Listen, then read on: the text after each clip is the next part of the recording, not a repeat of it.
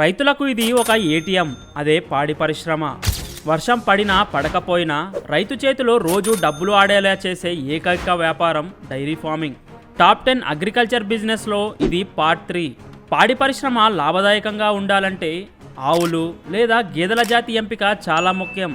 కేవలం పాలు అమ్మడం ద్వారానే కాకుండా పాల నుండి వచ్చే ఉప ఉత్పత్తులైన నెయ్యి, వెన్న, పన్నీరు మరియు కోవా తయారు చేసి అమ్మితే లాభం రెట్టింపు అవుతుంది.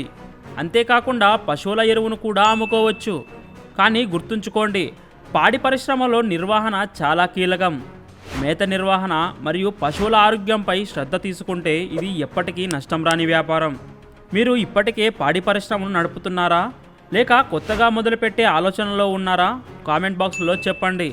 అలాగే వచ్చే వీడియోలో మన భారతదేశ వాతావరణానికి ఏ ఆవు జాతి సరైనది, హెచ్ఎఫ్ ఆవా, జెర్సీనా లేక మన దేశీయ జాతుల ఏది ఎక్కువ లాభాన్ని ఇస్తుంది అనే విషయాలను వివరంగా తెలియజేస్తాము.